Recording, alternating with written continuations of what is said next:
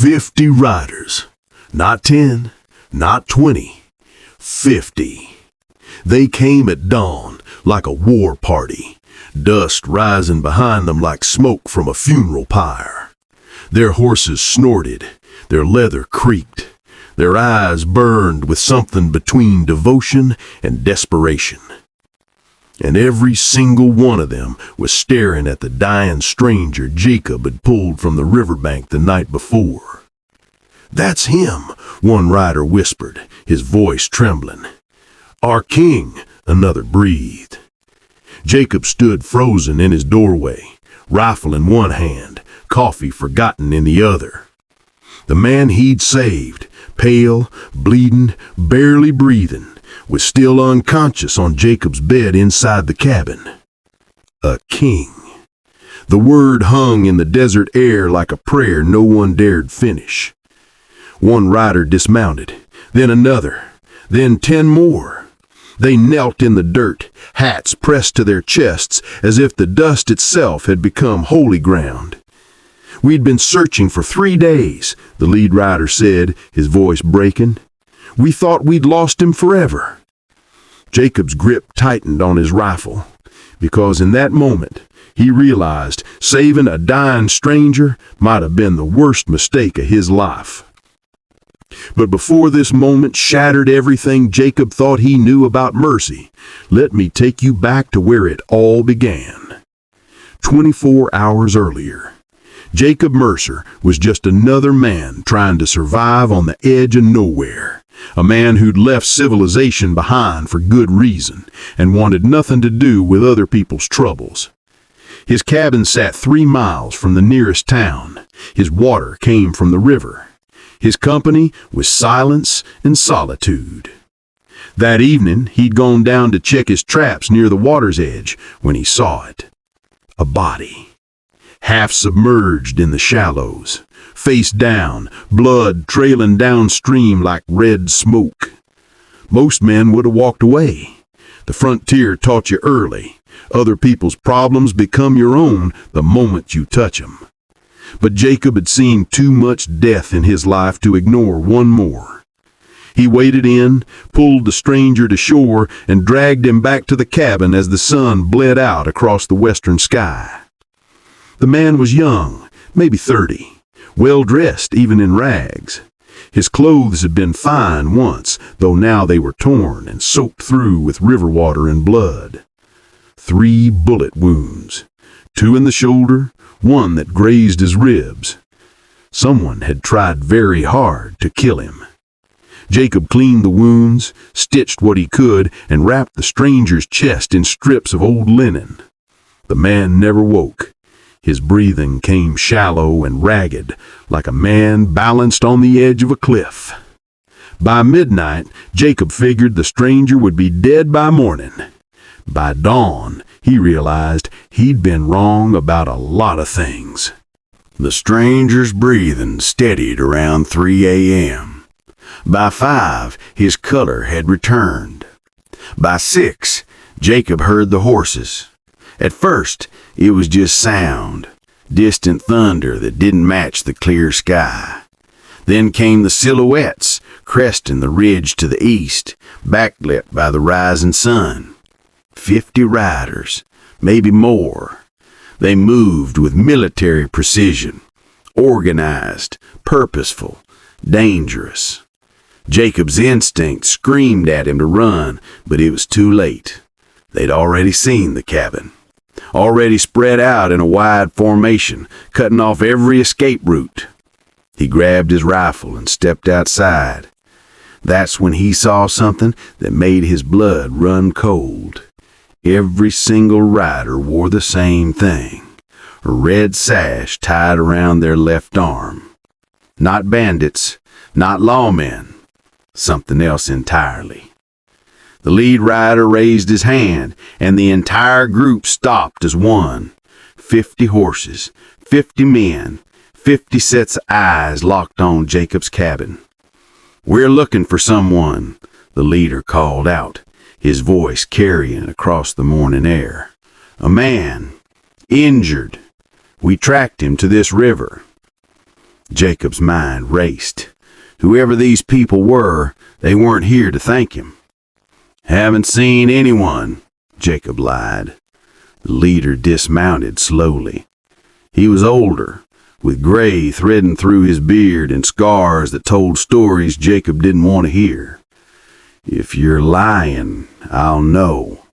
And if you're hiding them, well, that decision will haunt you for whatever short life you have left. Jacob's finger moved to his rifle's trigger, but then something happened that changed everything. The cabin door opened. Jacob spun around. The stranger stood in the doorway, pale, swaying, one hand pressed to his bandaged ribs. He should have been unconscious, should have been dying, but his eyes were clear, sharp, commanding. The moment the 50 riders saw him, the world transformed. As one, they dismounted. As one, they dropped to their knees. As one, they removed their hats and pressed them to their chests. "My king," the leader whispered, and his voice cracked with emotion Jacob had never heard from a hardened frontiersman. King. The word hit Jacob like a physical blow. The stranger, the dying man Jacob had pulled from the river, stared at the assembled riders with an expression Jacob couldn't read. Not gratitude, not relief, resignation. "You shouldn't have come," the stranger said quietly. His voice carried, despite its weakness. "And I made ours," the leader replied, still kneeling. 3 years we've waited. 3 years we've protected what you built. 3 years we've refused to let them destroy everything you fought for. The stranger's jaw tightened. Everything I fought for died the moment I walked away. No, my lord, it only waited. The tension between them could have cut steel. Jacob lowered his rifle slowly, finally understanding. He hadn't saved a stranger at all. He'd saved a king in exile. And 50 men had followed their monarch into the wilderness to bring him home, whether he wanted to go or not. The stranger's eyes shifted to Jacob, and in him, Jacob saw something unexpected. An apology. "You saved my life," the man said. "I'm grateful, but you've also just become part of something you can't possibly understand." "Try me," Jacob said flatly. The leader rose to his feet, his face grim. 3 years ago, our settlement, New Esperanza, was the jewel of the frontier. 700 souls, schools, churches, law, hope. He gestured to the kneeling riders. This man built it from nothing, made it safe when nowhere else was, gave people a reason to believe the frontier could be more than blood and dust. So what happened? Jacob asked. The leader's eyes darkened. Railroad men came, wanted the land, offered money we didn't need for a home we wouldn't sell. So they decided to take it another way. They killed my wife, burned my home, framed it as an accident. Jacob's chest tightened. I had a choice, the man continued. Lead my people into a war we couldn't win, or disappear. Let them think I'd abandoned them. Let the railroad believe they'd broken us. And they did break us, or they tried. But we held on. We kept faith, because we knew you'd come back. The stranger shook his head. I'm not coming back. I chose this. I chose exile over their blood. Then you chose wrong. A woman's voice cut through the morning air. Jacob turned. A rider had dismounted, younger, fierce, with eyes that burned with righteous fury. They're tearing down everything, Father. The school, the church. They've given us 30 days to leave before they bring in their own people. Everything you built, everything Mother died for, will be dust. Father. The word hung between them like a sword waiting to fall. The stranger's face crumbled for just a moment, pain deeper than any bullet wound. Sarah, he whispered. You don't get to hide anymore, she said, tears streaming down her face. You don't get to run. You taught us to stand, to fight, to believe in something bigger than ourselves. So stand, Father. Fight. Lead us one more time.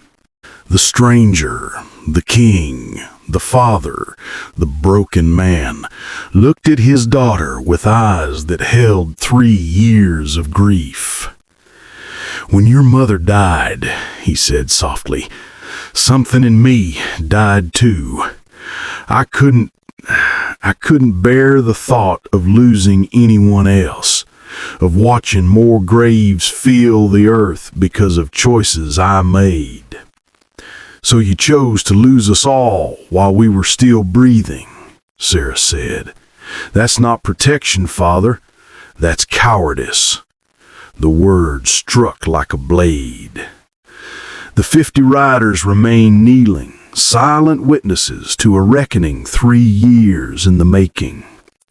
You think I don't know? The man's voice rose, raw and ragged. You think I don't wake up every morning wishing I'd chosen differently, that I'd fought, that I'd died beside her rather than running like a... His voice broke. Silence. Then Jacob spoke, not because he had the right to, but because someone had to. I don't know who you were, don't know what you built or what you lost, but I know what I saw when I pulled you from that river. The man turned to him. I saw someone who'd been shot 3 times in the back, running away. And I saw someone who fought to keep breathing, even when it would have been easier to let the river take 'em. Jacob stepped forward. You survived because some part of you wants to live. Maybe not for yourself, but maybe for them. He gestured to the kneeling riders, to Sarah, to the 50 people who'd refused to give up on a man who'd given up on himself. They came 50 strong, tracked you for 3 days, knelt in the dirt at your feet. That's not loyalty to a king, that's love for a father. The man's face crumpled. Sarah crossed the distance between them and took her father's hands. Come home, she whispered. Not as a king, not as a leader, just come home. And in that moment, in the morning light with 50 witnesses and one stranger who'd saved a dying man, the king who'd chosen exile made a different choice. All right, he breathed. All right, I'll come home. By noon, the 50 riders were gone, returning to New Esperanza with their king riding among them, not ahead. Sarah had stayed behind for just a moment, standing at Jacob's door.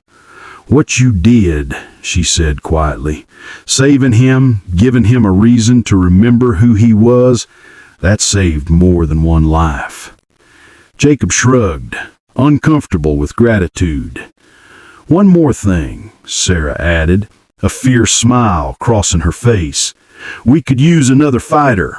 When the railroad men come, we'll need everyone we can get. Jacob looked at his cabin, his solitude, his careful distance from other people's wars. Then he looked at the dust trail where 50 riders carried a broken king home. I'll think about it, he said. But they both knew the truth. The moment Jacob pulled that dying stranger from the river, he'd already chosen his side. Some rescues save more than a single life. Some save entire communities.